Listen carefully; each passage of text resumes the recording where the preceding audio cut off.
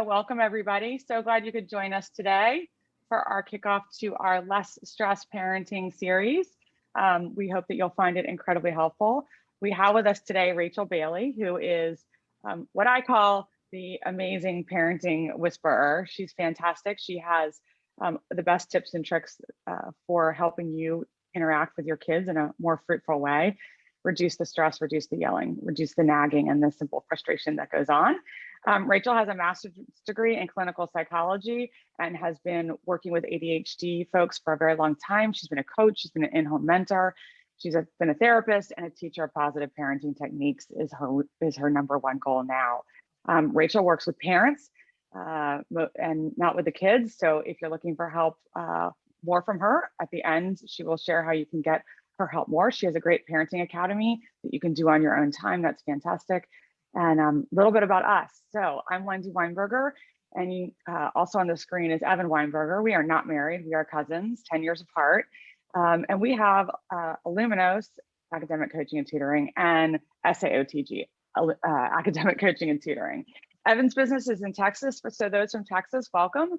Illuminos is in the Washington, D.C. metro area. We serve the entire metro area, as well as some other areas in the US from people that have found out about us at word of mouth, and we do that virtual. We do offer services in person and virtual, and we do take a comprehensive approach to helping kids by providing them support in every area of their life, as well as making what we teach them very concrete so that they can learn what they need to be able to ask for help in the future when they need it, but to be able to be independent so parents aren't going to college with kids.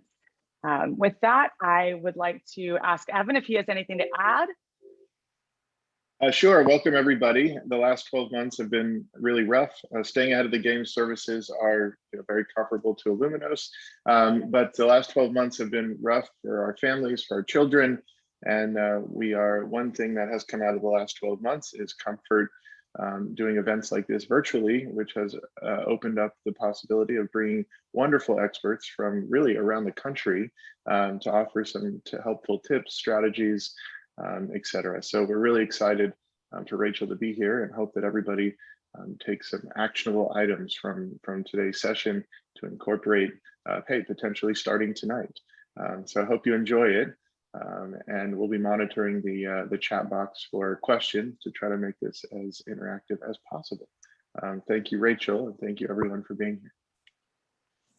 Thank you. Thanks, Wendy. Thanks, Evan. I'm so grateful to be here because my goal is, as you both said, to give you really practical tips for motivating responsible behavior, especially kids have been home so much these days, and we just want them to do what they're supposed to do because we're exhausted, we're depleted from being home with them all the time as well. So I really want to give you some practical tips for motivating them to do what they're supposed to do without yelling, without nagging, and I promise this is not magic or fairy dust. I truly do have some tips that I believe are going to help you. So I am going to, in a moment, share my screen so you're not seeing me talking the whole time. I also do tend to do really interactive presentations. So I'm going to be asking you questions throughout the presentation. I can see the chat. I've gotten really good over the pandemic doing all these virtual talks at looking at what you are saying and also speaking myself. So I'm going to try to make this, as I said, pretty interactive. So I would love to hear your answers and what's going on for you in your homes these days. So let me go ahead and share my screen. And just reiterate that we are talking about motivating responsible behavior without yelling or nagging. If you feel anything like the woman in this picture, oh my gosh, why won't my kids just get their shoes on or do their homework, pay attention? I have some strategies for you, like I said, that do not involve yelling or nagging. So I did get a wonderful introduction. Thank you, Wendy and Evan. I'll just tell you a little bit more about myself. And as I do, what I want to do is hear, those of you who are here live, because I know this is going to be recorded as well, if you would put in the chat box, and probably you're all very familiar with where the chat box is in Zoom, it's at the bottom, put in the chat box the ages of your children. I would love to hear, as I'm just telling you a little bit more about myself, the ages of your children so I know who's here. So we have 8 years old, excellent. So you already heard a little bit about my clinical background. I have been in the field of psychology for about 17 years now. Excellent. We have some adolescents there, teenagers, adolescents. We have some 21 months. So we have some infants all the way through teens. Excellent. I have tips for all of you. This is going to cover everything. So you heard a little bit about my clinical background. I have been in the field for about 17 years. I was an ADHD coach in the beginning of my career. And now what I do is, after having worked with children and teens in the beginning of my career, and I see a lot of you do have teens, and I was a therapist for teens for many years. I now work with parents. This actually began about 11 years ago now, when I was working with kids and teens, and parents kept looking for the practical solutions for, what do I do if my kids aren't doing their homework? They're, not listening to me. They're having these huge meltdowns, or they're anxious. And at that time, there weren't that many people helping parents.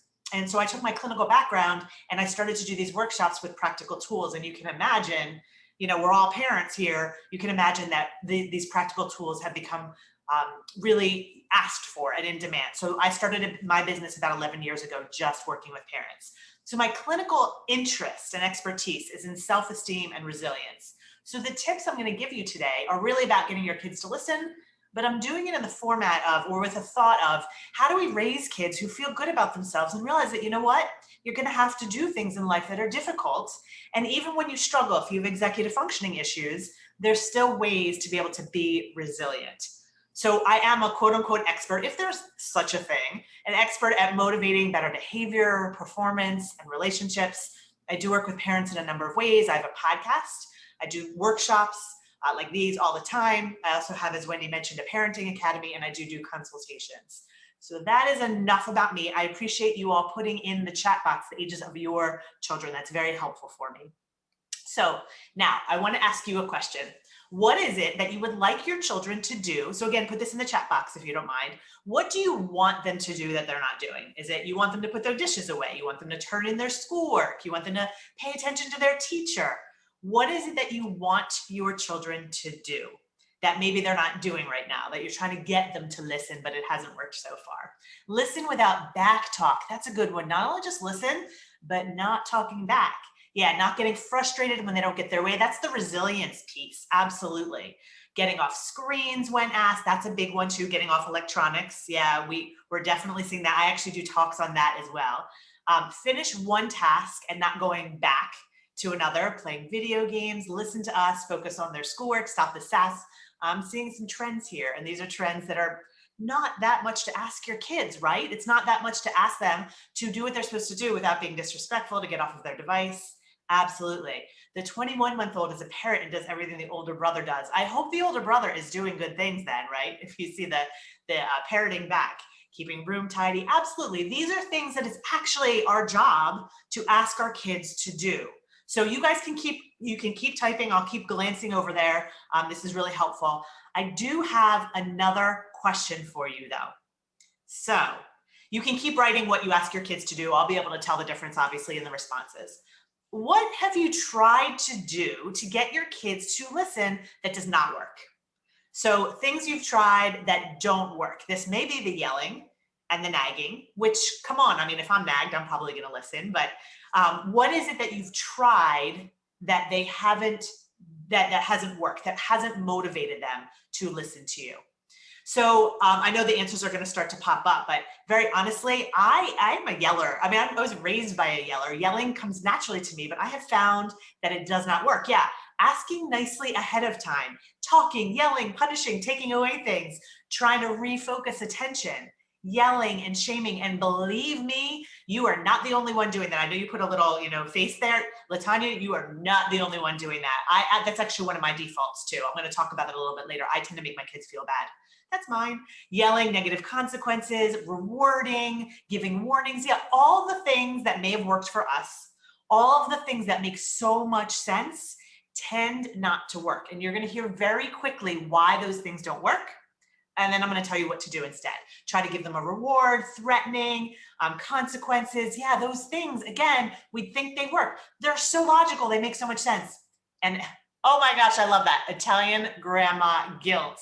That is great. Yeah, I can't imagine why that doesn't work. I think I might be motivated by Italian grandma cooking, but I love that one. That's great. All right, you can keep typing. I'm happy to see your responses. So what I want to do is talk about these traditional discipline strategies and why they don't work, because they really are all logical. So traditional discipline strategies that we've talked about, rewards and punishments and consequences and giving a warning, those things tend not to work. They're what I call, yes, Asking nicely, followed by shaming, followed by yelling. I think that's a cycle that so many people can relate to. Absolutely. I'm tired of hearing myself say the same things all the time. So I'm sure my kids are tired of hearing it too. Absolutely. But you know what? They're probably not doing the thing you ask, which is why you keep saying it over and over. So let's talk about why these don't work. They're actually examples of what I call Band-Aid parenting strategies. So I mentioned I have a podcast. My podcast is called Your Parenting Long Game. And what I talk about in that podcast is the difference between Band-Aid parenting strategies and long game parenting strategies. Band-Aid strategies put a Band-Aid on the problem, but they don't really solve the problem. And traditional discipline strategies don't really solve the problem. That's why they don't work. They're actually reasons kids don't listen to begin with, and yelling and nagging and punishments and rewards, taking away their iPhone. None of that actually addresses the real problem. They don't address the cause of the behavior. So this is basically like if you are weeding a garden and you are pulling out the weeds, but the tops of the weeds, but you're leaving the root in the ground, the weed is just going to pop back up. And these traditional strategies that we try, they do the same thing. The behavior simply pops back up. The other reason that traditional strategies don't work is that they happen in the moment when emotions are running high. And you are going to hear in a moment why that actually becomes ineffective. I'm going to explain the science behind this and why trying to address issues in the moment tends to be really, really ineffective and inefficient and exhausting, and it messes up your relationship, which you've probably seen. So I do want to talk about, if we're going to think about long game strategies, and I said, well, we have to address the reason. What are the reasons kids don't listen? And I have two reasons right here that I'm going to go into in this presentation. Two main reasons. Number one, believe it or not, they don't have the tools to do what we ask. Now, they are physically capable. You ask a 14-year-old to put away their clothes. You even ask a 5-year-old to put away their clothes. They're all physically capable. But being physically capable does not mean they have, and this is why I love Illuminos so much, because they focus on this, they don't have the executive functioning skills to do what we ask. And they don't have the developmental or cognitive skills very often to do what we ask. So we're asking them to do something that they genuinely can't do. And we get frustrated with them, but we don't address the tools. And the reason that we can, the way we get kids to listen is to start to give them these tools. You work with an organization like Illuminos who teaches kids these tools, you will see a shift in behavior. And I'm going to talk a little bit more about that. The second reason is something that I call the yuck factor. And this is what a lot of you may be going through. Let's say your kids have the tools. So you've worked with Illuminos, they've mastered these amazing tools, but they're still not doing it. That is where the yuck factor comes in. So let me go into each of these areas. And that first reason, I'm actually going to give you a couple of examples of what tools and skills they may be missing.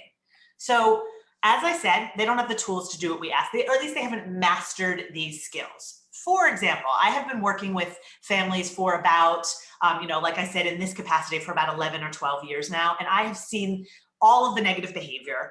And what I will say is that these are the three that I'm going to tell you now, the three skills that kids really struggle with that lead to the negative behavior you're seeing. So one of them is they don't really do a good job of handling monotony, or very clinically saying they don't persist in monotonous tasks. All that means is that they have a hard time doing boring things. So I'm actually going to ask you another question. I'm going to ask you, it's a yes or no question. So just type yes if the answer is yes, and no if the answer is no. Do you find that your children really struggle with things that are just like routine, that they should be able to do because they do them every day? Brushing their teeth, getting ready in the morning, sitting at the dinner table without arguing with their sibling, sitting and doing homework. Yes. So here's the reason.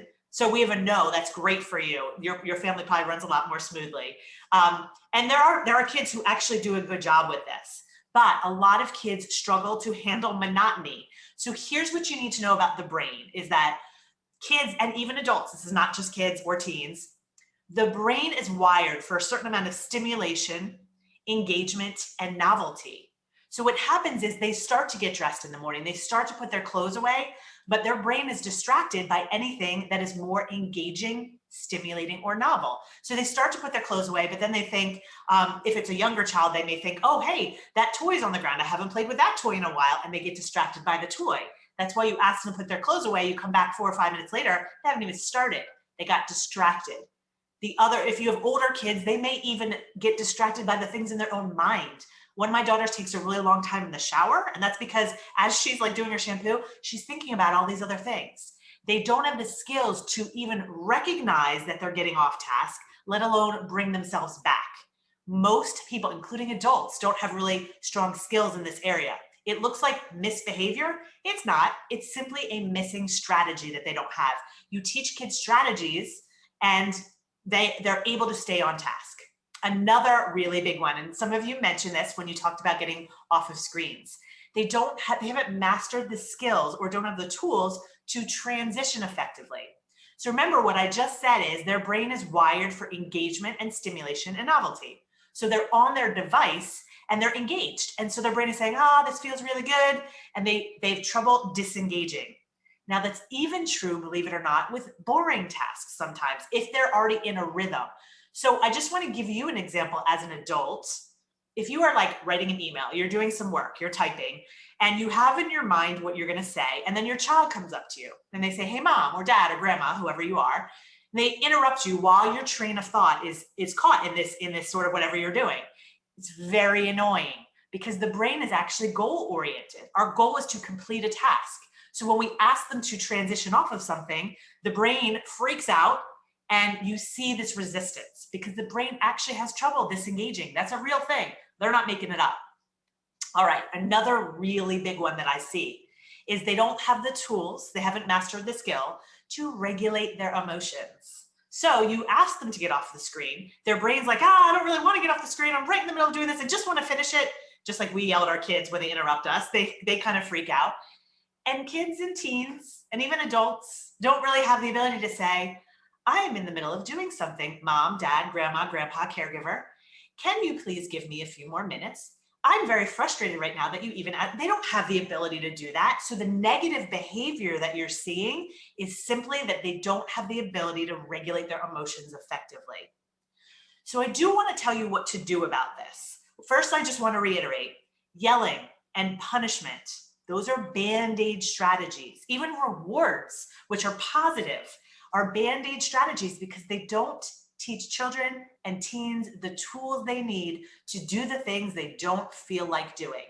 Doing something you don't feel like doing, there are lots of reasons you don't feel like doing it, and I mentioned 3 right there. But just because a child doesn't know how to do something they don't feel like doing, they also don't know how to push themselves through it anyway. And it's funny, I used to ask parents when I was in person, I would ask them to raise their hands and I would say, what, and I'm not going to do that now because I don't want to pause right here, but I'd say, what strategies do you use to do the things you don't feel like doing? And they'd say, well, I tell myself all the benefits of it, or I think about all the times in the past when I didn't do it and how bad that felt. Kids and teens, believe it or not, don't have those skills and tools mastered. So they don't necessarily do that in the moment. We need to teach them these skills. So I do want to start, I'm going to give you solutions throughout the presentation that address the problems that I'm bringing up. So a solution here, I want to show you how we would address something like this. So yeah, I'm glad you agree. Yeah, you can see that they simply don't have the tools. So what we do is we proactively teach tools. Now, Illuminos is an organization, and they're not paying me to say this, by the way. They actually just asked me to do a presentation, but I will say they are an organization that will absolutely teach your kids these tools. What I do is I come in from a parenting perspective and I say, okay, your child is getting these tools. What can you as a parent do? So I'm going to give you an example of what you as a parent can do. I'm going to help you with those transitions. I'm going to tell you about how to get your kids off screens more easily. This is just one tip that I give in that presentation, but here's what you need to think about. Given how their brains work, their brains, once they're engaged, want to stay engaged.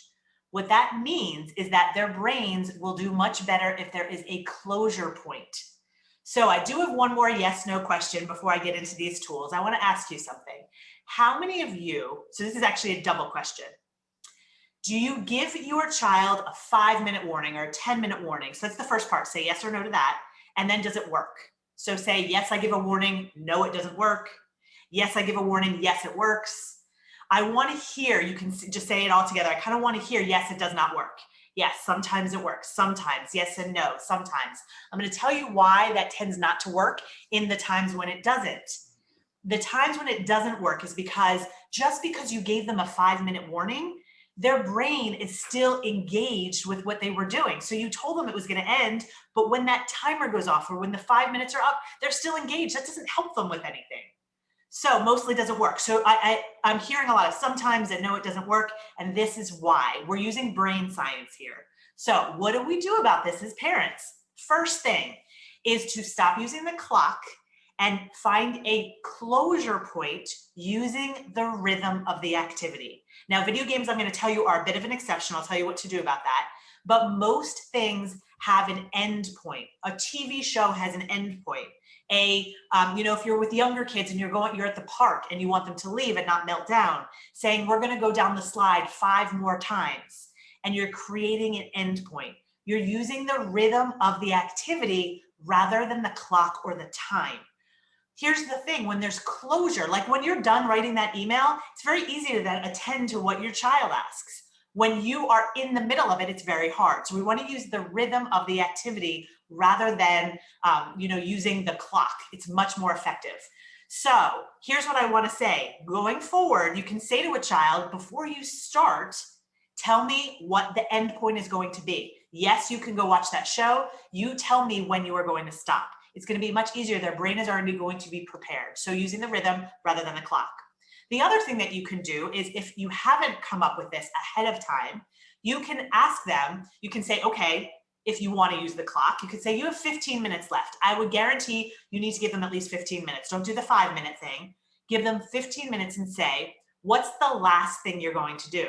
This works really well. Like, let's say you're at a friend's house, if you're back at friends' houses again. If you're at a friend's house and you know your child's going to melt down when you have to leave because they're having fun, they don't want to, just saying, what's the last thing you're going to do before we leave? Give them some control.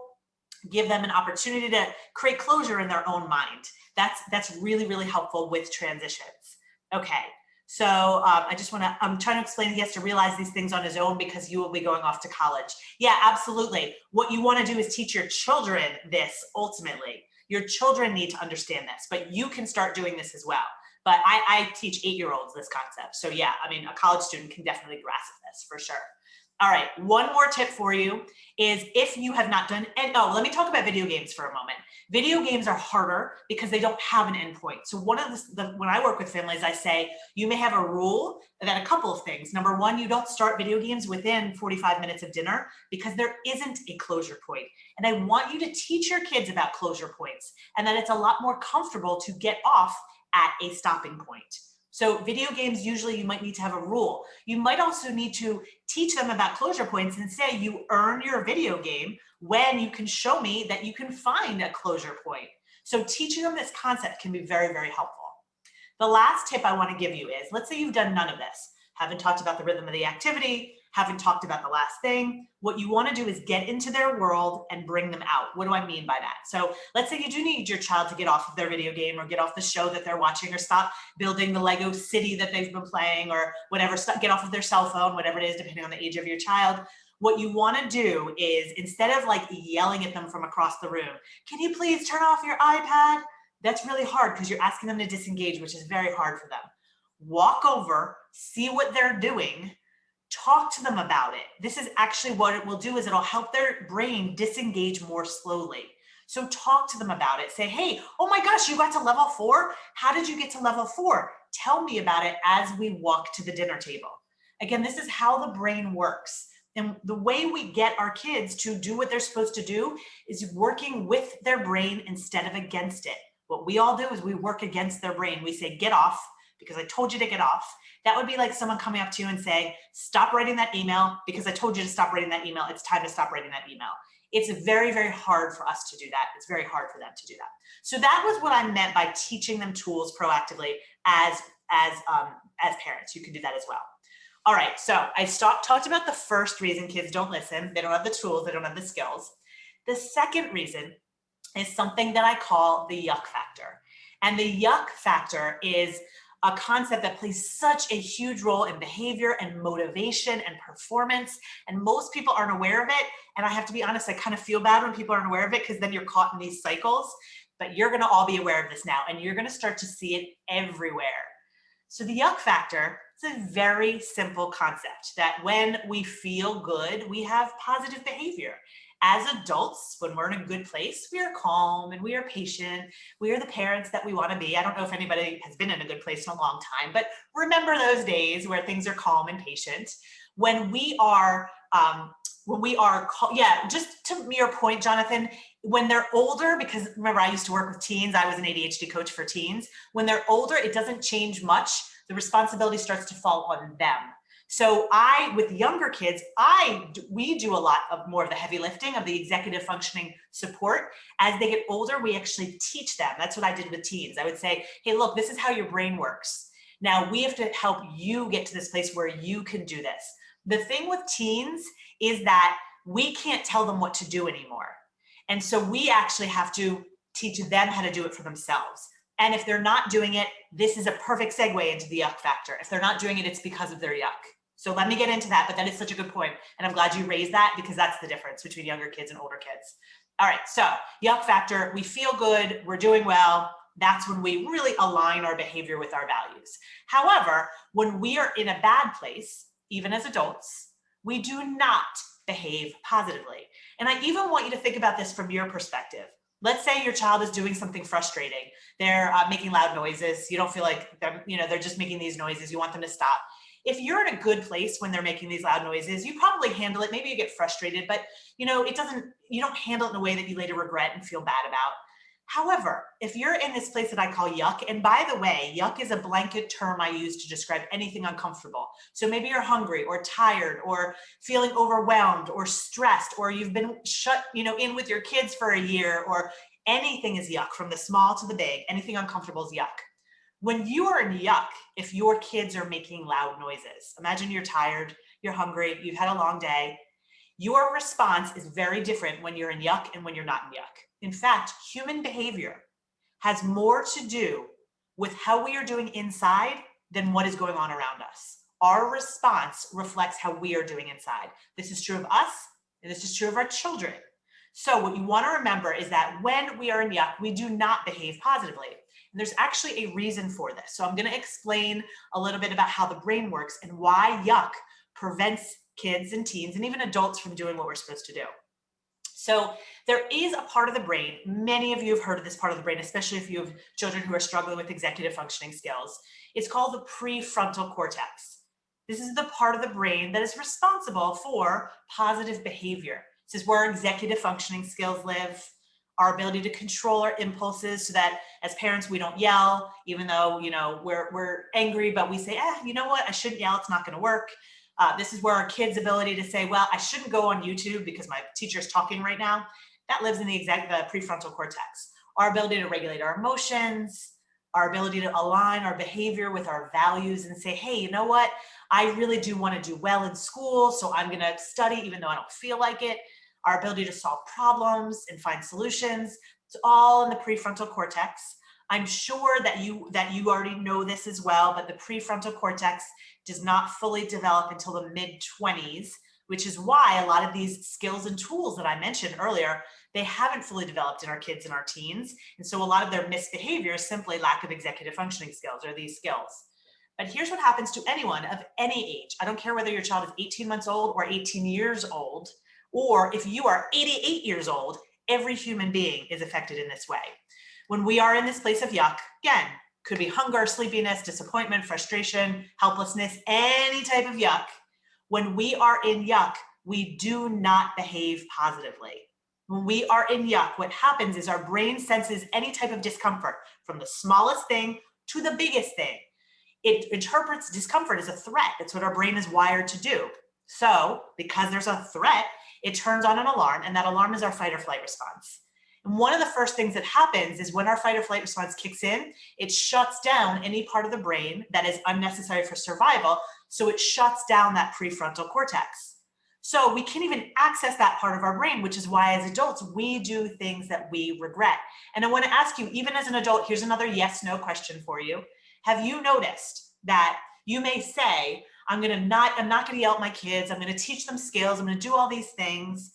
But after the 5th time you've asked them to do something, You go into yuck and you probably respond in a way that you regret. You can say yes if that happens to you. You can say no if that doesn't happen to you. But have you noticed that when you're in this place of yuck, or you're having a bad day, or you're tired of talking to your kids about the same thing, that you eventually do things that are not aligned with your values? That's your yuck.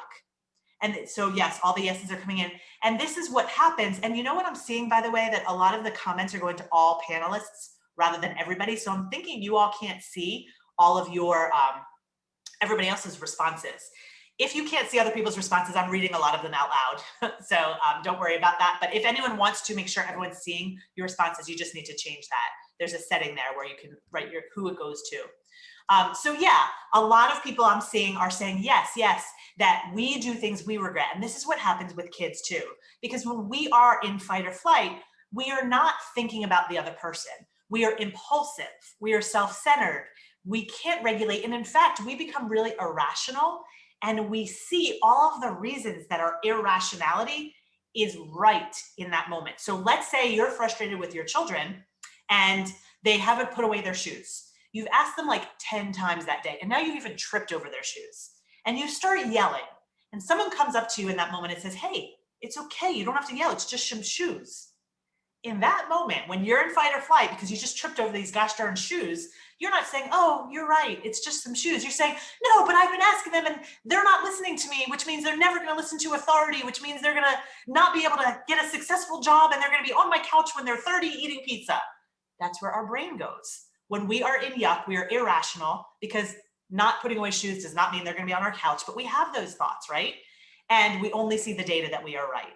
So this is true of us. It's also true of our children. So here's the thing. When you ask your kids to get off of their device, that is very uncomfortable. And what you are seeing is what I call their yuck response. When they are being disrespectful. Your kids who in the very beginning, some of you said, I want them to do what they're supposed to do without being sassy. That is their yuck response. Sassiness, yeah, that's what a lot of us say. I didn't actually come up with these because out of my own head. I work with parents for a living. That's what a lot of us say. And I'm glad the parent analogies are helpful. That's great. Thank you for telling me that. I want you to understand what your kids are going through. That's why I try to do that. So what's happening is we're going to this place of worry, and our yuck is coming out. And that's what our kids do too. That's what I call the yuck response, which I want to talk about a little bit. The behavior on yuck. So I talked to you about what happens in the brain. Here's what you actually see, because you can't see into their brains. There are 3 things that tend to happen when we are in yuck. And people can do all 3 of these things. And I can guarantee during COVID, you have seen 1, 2, or 3 of these things happening. And what I'm going to do when I get to the 3rd one, I'm going to ask you just to say yes or no if you've seen any of these things in your home. If you want to say yes beforehand, you can, but I'm going to actively ask that question. So here's what happens when someone's in yuck. You can imagine your children, you can imagine yourself, but what happens? We're in yuck, we turn our yuck out. What that looks like is for us yelling, saying those things we regret, those things that make our kids feel bad. That's my yuck response. I mentioned that earlier. When I'm mad at my kids, I tend to make them feel bad. That's what I do because of my yuck.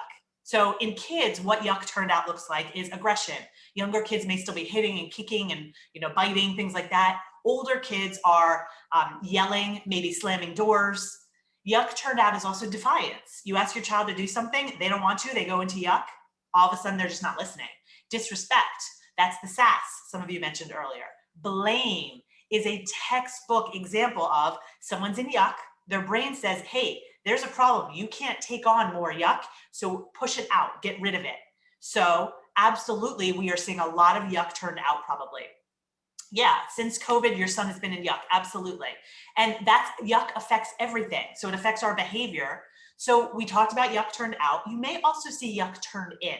This is really easy to spot in kids and teens who say things like, no one likes me, or I'm dumb, or why are you nicer to my brother or sister than you are to me? Or, no one, I don't want to be part of this family, or I'll never get it right. Why should I even try? They take their yuck and they turn it in on themselves. And eventually this can become anxiety or low self-esteem, low motivation. I do talks on motivation, and really low motivation is often a sign of yuck. When I was a therapist, I heard a lot of kids and teens saying things like, you know what? It takes so much work for me to do well. It's just so hard. And then sometimes I don't even do well. I'd rather not even try, Because if I'm going to try and not do well, it's not worth it. I'd rather not even try. Yeah, absolutely. So a third thing that you may see with yuck is numbing.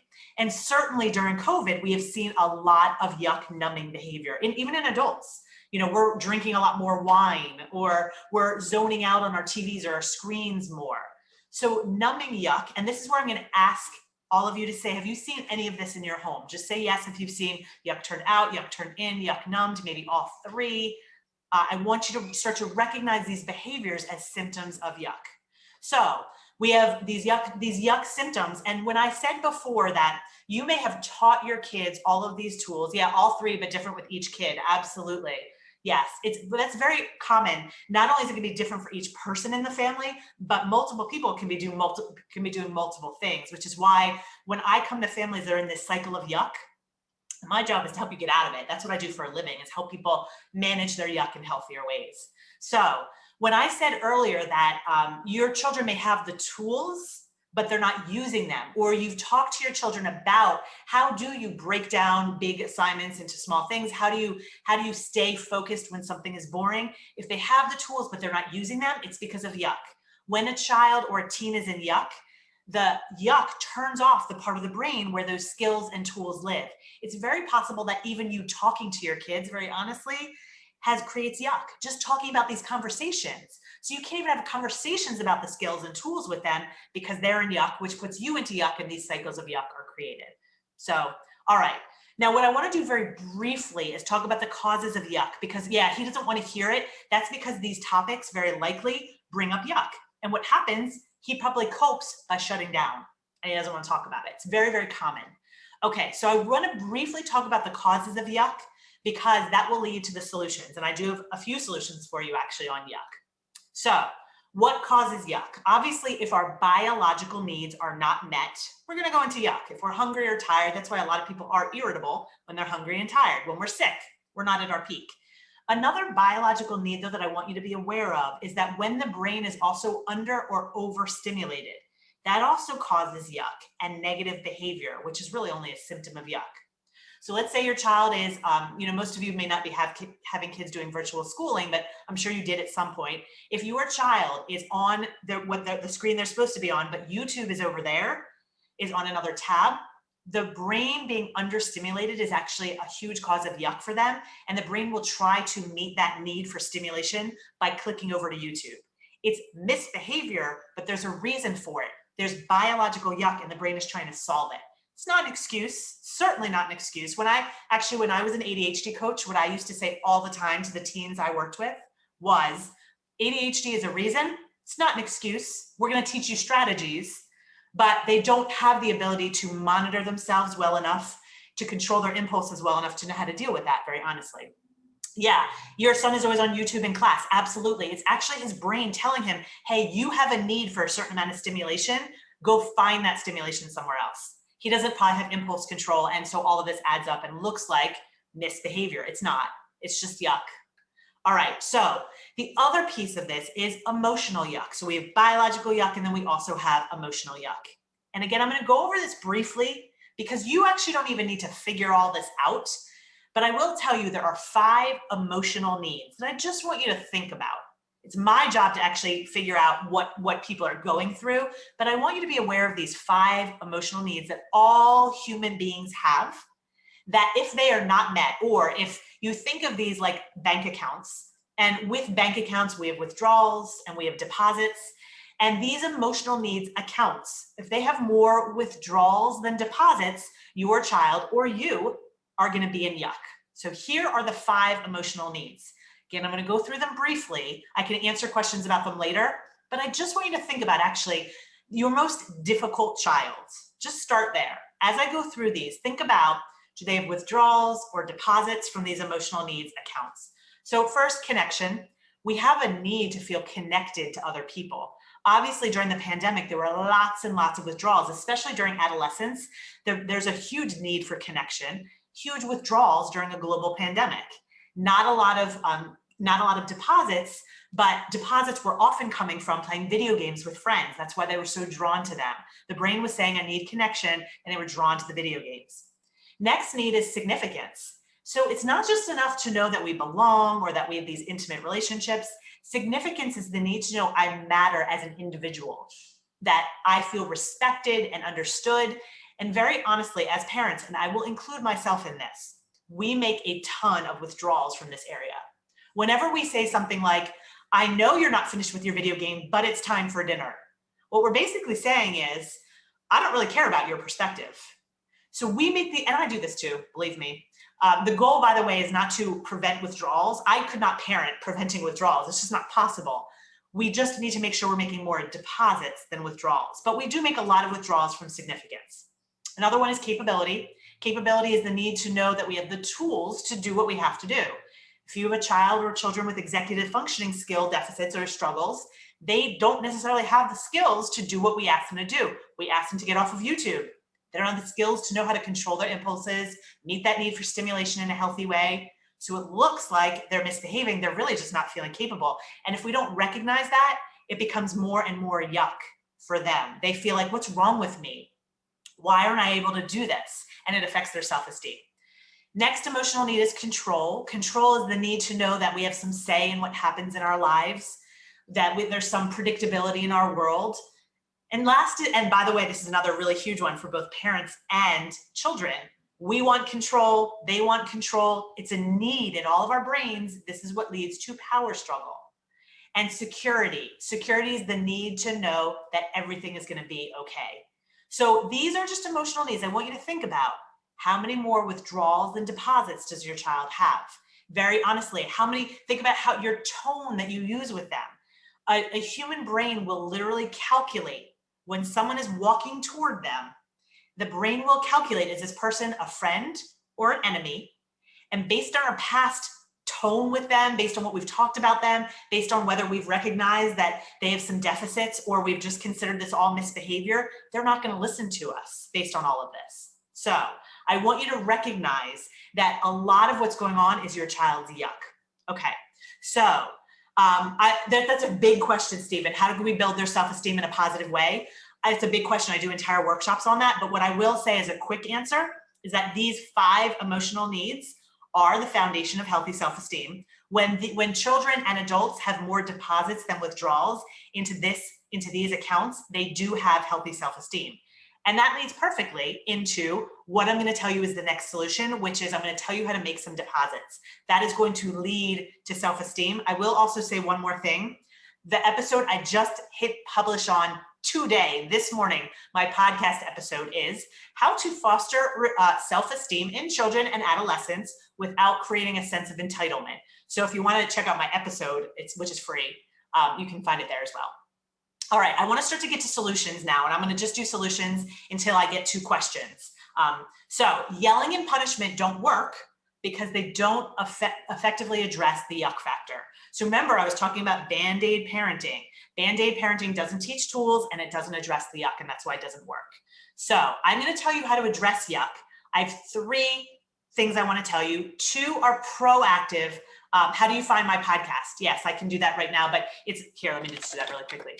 It's rachelbailey.com/podcast. And if you actually go, oh, sorry, that was just the panelists. If you go to, sorry.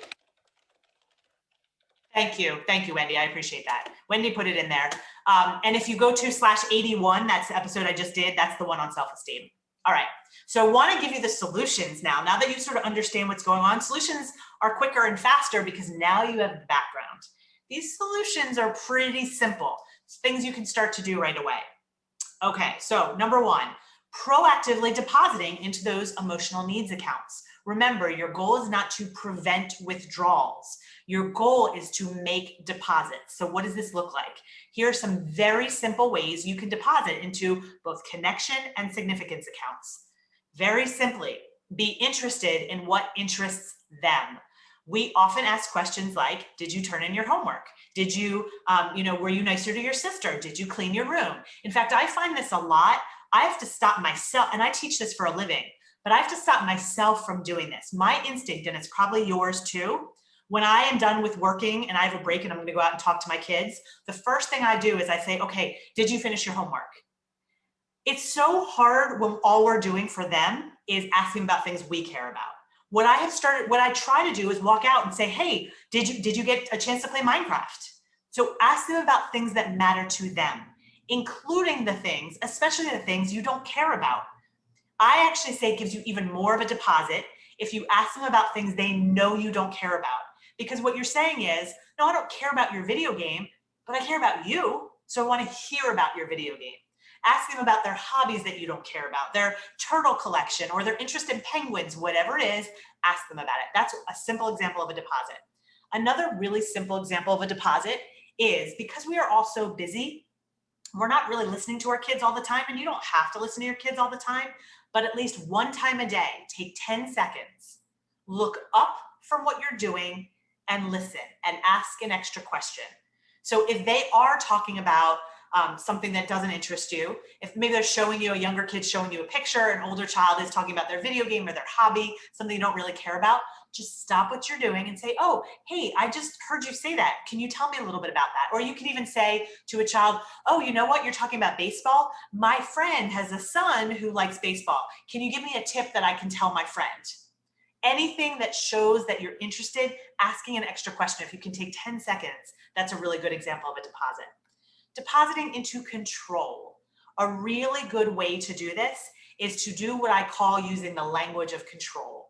A lot of you know that giving your kids options is helpful, but what we don't tend to do is take advantage of this. So using the language of control means asking them, you know, what do you want to do? And then saying things like, it's up to you. I'd really like to know what you think. I'm interested in your opinion. Can you tell me what to do in this situation? So especially if you have older kids, if you have teenagers, younger kids, you can give them choices about their clothes or what they're going to eat. Older kids, you want to give them age-appropriate control over other things. You know, just say, hey, and you can even ask them for control or an opinion over something you have to do. Say, hey, I'm making a decision here. And of course, this needs to be age-appropriate, but I might say something to my kids like, I'm trying to decide if I should do this talk. Can you give me your thoughts about whether you think I should do this or not? Here are the details. What do you think? I'm really interested in what you hear. What you think. That's a really good way to make a deposit. Another really simple way to give them control is you decide the boundaries as a parent, but they decide how to do things. So if your rule for a teenager is the phone goes by the refrigerator in the basket by 10 o'clock, they get to decide how. Do you go up and remind them? Do they set something on their phone? And the other thing you want to do, and you can do this with young kids too, if it's, you know, they have to clear their dinner table. Do they want music on? Do they want music off? Give them a say in the how, and also give them a say at penguins. I'm glad someone recognized that or relates to penguins. Give them a say in the plans, and also give them a say in the consequences. What do you think should happen if you don't do that? It's very important, very honestly, that kids not only have a sense of control, but that they start to learn what works for them and what doesn't. I start recommending this for elementary school kids, that they start to figure out their own consequences so they learn, this motivates me, this doesn't motivate me. Because those of you who have kids going to college, they need to learn when they're away, does it motivate myself to sit down and do homework when I give myself a reward? Does it motivate me when I give myself a consequence? What is it that motivates me? So they need to learn this. So that was one solution, was to make deposits. So what I want to do is actually, as I go on to the next slide, ask you, what deposits do you feel you're already making? A lot of you are already making deposits, and I'd love you to share with others. What deposits? Helping them feel in control, helping them feel significant, helping them feel capable. I would love for you to share that in the chat box as I move to my next strategy. All right, next strategy is it's pretty simple. Doing what I call yuck dumps. So we have yuck inside. So what we want to do is obviously reduce some of the yuck, but sometimes, especially during the pandemic, we couldn't reduce the yuck. There was just a lot of yuck. So I recommend that you do yuck dumps. Yuck dumps are simply ways that you allow your family members, including you, to dump your yuck. So there are 3 types that I'm going to just mention here. All of these are pretty simple. You can do family yuck dumps, where at a dinner table, you actually, and I don't see any people talking about their deposits. That's totally okay. Put them if you want to. Maybe you're still typing. But I do have a question. How many, because I know a lot of families were really doing this during the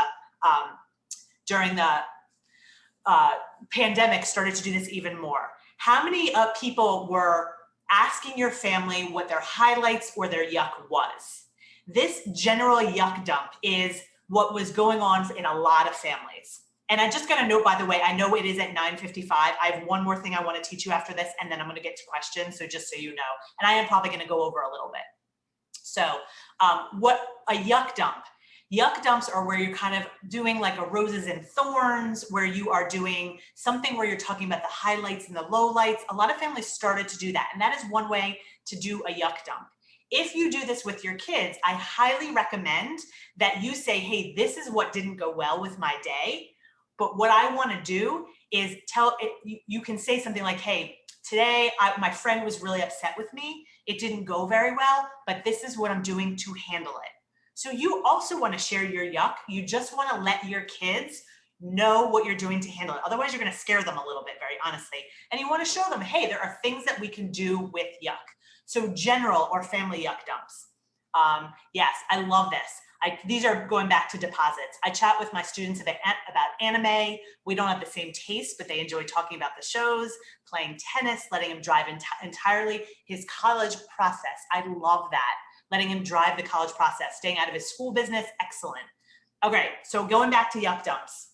Some of you may already be doing this, feel free to put that in the chat.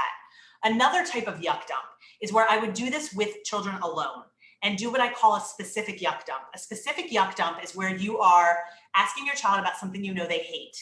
This is gonna be very uncomfortable for some of you at first, but I highly recommend you do that. So if you know they hate school, asking them, what were the top 3 things you hated about school today?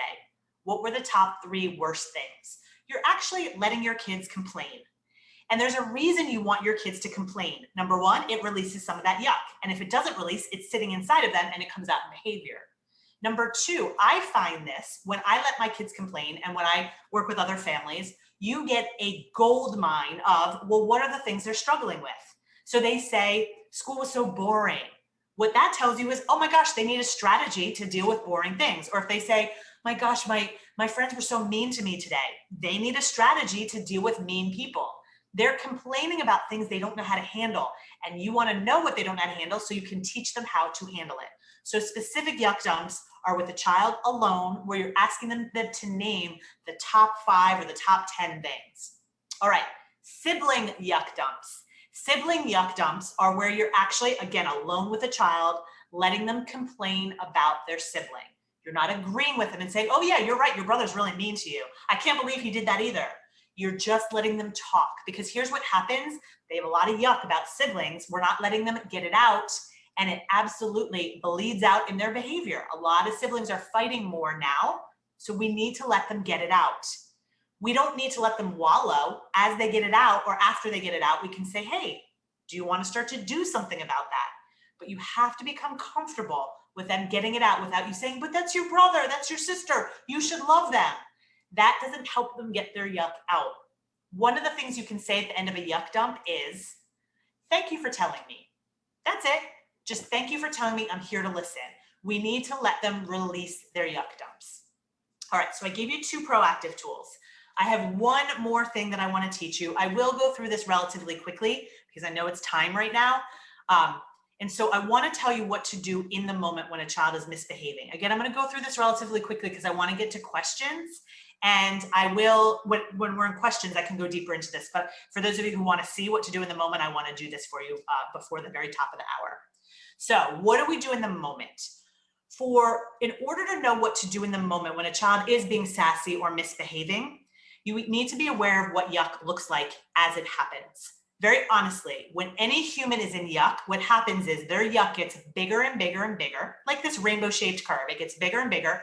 It reaches a peak and it comes down. What's going to happen when they're on that, what I call the yuck curve, is you're going to see their negative behavior, whether it's you yelling, your child being sassy, that's all their yuck behavior. And what you need to know is that you will not see positive behavior until they have traveled that curve. Most of us, what we do is we see the yuck behavior and we try to stop it in the moment. It's not going to work. You all probably know this. So if a child is doing something that is yuck behavior, or an adult, this is marriage advice too, by the way. If your spouse or your friend or whoever it is in yuck and you try to engage it and you try to get it to stop, not gonna work. So what we wanna do in the moment, there's a 3-step strategy that I teach. The first is you deal with your yuck. If you are trying to address a child's behavior and you come at them and you are in yuck, they sense that within a millisecond and they shut down. So first step of in the moment is calm. Now, what you want to do to get yourself to calm is you want to reduce the threat. As soon as you see a threat in their behavior, you're not going to be calm. So saying something like, I can handle this, or I need to model the behavior I want to see. If I want my kids to be able to handle their yuck, I need to show them I can handle my yuck. The next thing that you do is you connect. Connecting is about caring what is going on for them. Many of us are really, really bad about this. We don't care. We just want them to see our agenda. Very honestly, if you just try to cram your agenda down their throats. So for example, if they haven't put their clothes away, you ask them to put their clothes away. What you want to do is ask yourself, why haven't they put their clothes away? Probably because this is a boring task and they don't have strategies to deal with that. This step is where you're actually caring about what it's like for them. If you aren't calm, you can't do this. If you're in yuck, you can't do this. But it's important to connect and understand why they're doing what they're doing. Not only does it reduce your child's yuck, so they're more willing to listen to you, but it helps you identify what's going on. So you want to say in your head, oh, of course they're not putting their laundry away because it's a boring task. No wonder they're not getting off of their device easily because now I know they can't transition very easily. Now, the third step, the third and final step in this is to correct the behavior. Of course we have to do this. Most of us go right to the third step. So what does a correction look like? The correction is where you state the boundary. It's time to put away your clothes. You know you need to put away your clothes. Then you offer them a tool to try to help. Let's put on some music, or how do you want to do this? Or help them break down the room into smaller pieces. You try to give them a tool. Now, very often I will tell you that if they're in yuck, the tool's going to do nothing. The tool's going to do nothing. If they're not in yuck, they're going to say, oh, thanks for the help. Okay, let's do this. But very honestly, very often they're in yuck. So what you need to do is restate the boundary. It's time to put your clothes away and let them travel the curve. Let them go through the yuck curve. They're not going to like what you just said. They're going to be disrespectful. They're going to be all of these things. Now, proactively, you can teach them strategies to not be disrespectful when they're in yuck, but you cannot do that in the moment. That's a strategy you teach. I teach workshops on that. Ultimately, in the moment, you might say something like, I can't let you do videos until you do your room. Why don't you break this down into smaller pieces? Again, if they're in yuck, that's not going to help. Or the rule is that you have to clean your room. You don't have to justify it. You don't have to say, you knew you were supposed to clean your room. This is what you do on Sundays. You just have to let them release their yuck. I am not a big fan of in-the-moment parenting. That's why I actually talk about proactive strategies all the time. This will work. If you let them travel the curve, they will re-access that prefrontal cortex. This will work. I guarantee. I mean, every parent is skeptical at first, but I have lots of emails that say, I didn't think this would work. It does, because when they release the yuck, they can do what they're supposed to do. All right, so I want to wrap up now because I realize it is now 10:03 on my clock. Here's what you want to think about. Stop Band-Aid parenting. Recognize that misbehavior is not something you put a Band-Aid on. It's a sign of a struggle. They're either missing tools or they're in yuck. You want to teach them the tools. That's where the gold is. Right there is teaching tools. You want to make deposits. You want to do the yuck dumps. That's all proactively. In the moment, you're staying calm. You're realizing, oh my gosh, my child isn't being a problem. They're having a problem. They don't have the skills to do what I've asked. And then you correct the behavior by trying to help them with the skills. But very honestly, that's why I don't like in the moment parenting. They're usually in yuck. You need to let them travel the curve. All right, we are at questions. I'm going to be able to answer a few of those. The other thing I do just want to do, so start typing your questions in if you have them. The other thing I want to do as these questions are coming in is you can sign up for these slides, and I send free weekly email tips.